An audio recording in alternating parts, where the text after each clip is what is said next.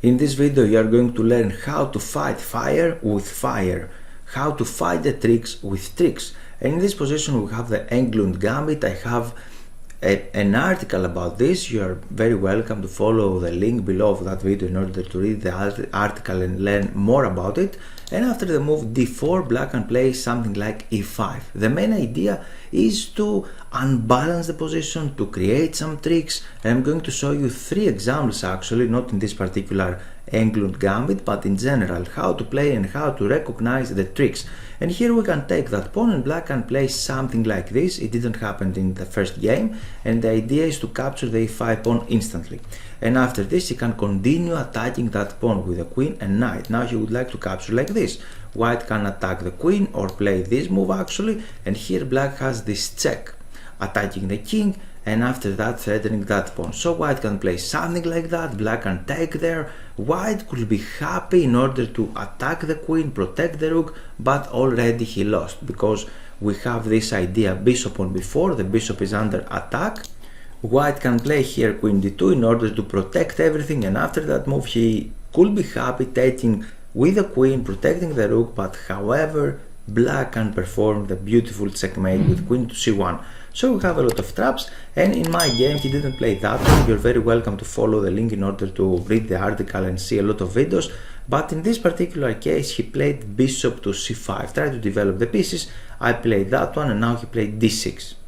I continue with that move, hoping to create a weakness here on d6, and after this move, this very strange move, I just captured the pawn, and now my opponent played the move, shocked me a little bit. He played the move knight b to c6.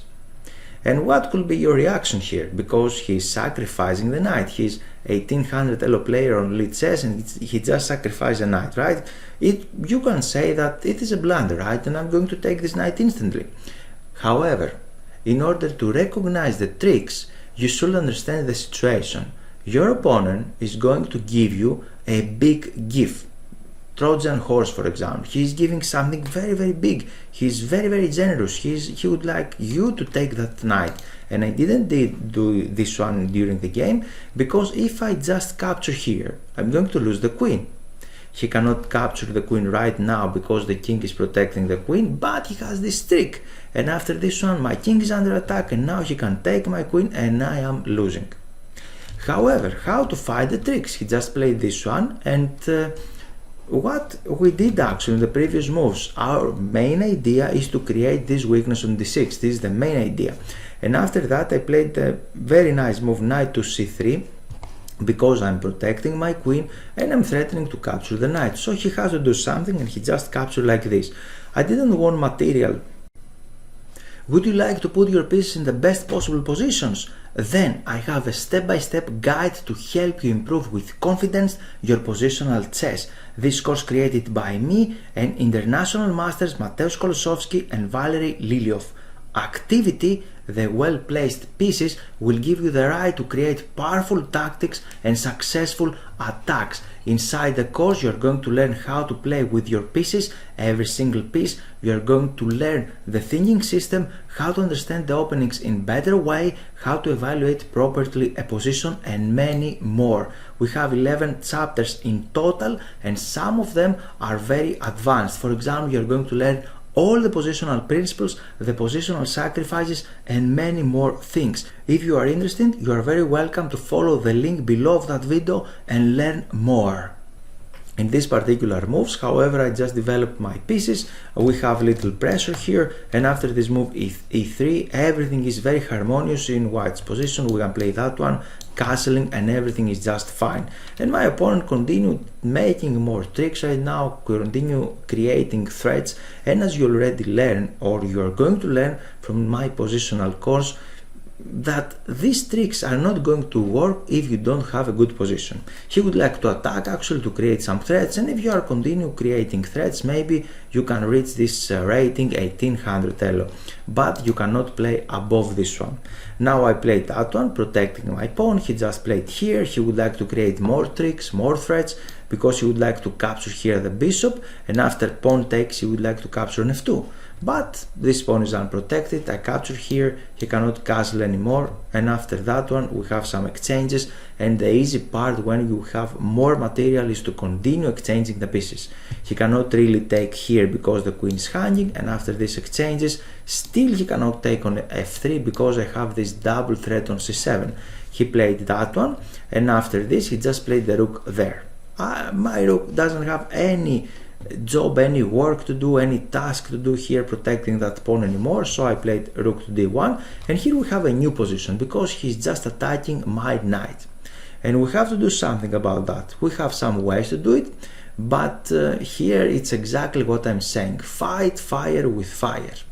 He created a trick, and I played another trick. Actually, I had foreseen it from this moment, and the idea is that I didn't play that one c4 because maybe after c4 he can play something like b5 or knight here to create some tricks or tactics, and I just dropped back my piece in order to exchange the pieces, and I had something else in mind.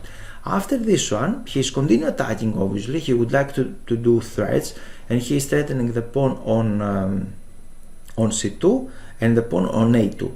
And it's very important to protect that pawn on c2. Actually, I just exchanged the pieces, and now I played knight to d4, protecting this one and threatening the bishop. Now he cannot really take with a knight. Maybe here, I just mentioned this in my Greek video, as I see it, we can take on e6 instantly. Actually, this is very nice, or we can play the same trick as we did during the game. I just capture here, and after this I played the move b3, and now he just resigned because we are threatening king d2, and after that rook a1, and this bishop is trapped. He cannot do anything at all. This was the trick, so he just resigned. And if he do it in another way around like this, we can play again b3, trapping the bishop, isolating that piece, and then we can protect the knight, and this move is coming. This move is coming, and sooner or later we're going to capture that bishop actually, and he cannot do anything at all. Now let's see the second example. I played with a player for Hungary. He was 25th approximately. His chess rating was 2500s, and his FIDE rating, as he stated, is 2380. This is his rating, and here we have the position. It's approximately equal. This is equal position. We are material down, but we have a very powerful pawn, the a pawn. And now I just play that move. He went here, and after that he can continue teasing my king like this and continue annoying me like that, and we're going to see why. But here, after this one, he had an idea in mind, and he just foreseen a trick, and he played rook takes c3. Now it's white's turn. What are you going to do? Obviously, if you just capture here, he has this double attack, and white is completely losing here, completely losing. So how to fight the tricks with tricks? You just capture the knight. He would like to perform the double attack, but we have this check, attacking the king, and after this I just capture his rook, and now he resigned actually because he cannot do anything at all. And this tactic is working like this. We have to accept the draw, because if you play something like that, try to avoid the knight checks. Now he has the same trick, but we cannot avoid it actually. He has this rook takes c3, attacking the king. This is a check, so we are forced to capture there, and then he has this knight b5 check. So we need to accept the draw. We can play something like this, and we can accept the draw here. But actually he played this trick here, and this is not working thanks to that counter trick, we can say. And now let's jump forward to the last example, and we are just here. We played the Catalan. Obviously the black player didn't know how to react on the Catalan.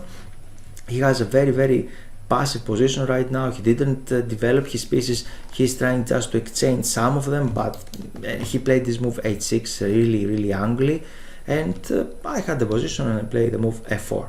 He just captured there, I recaptured. He played this one, tried to develop his pieces.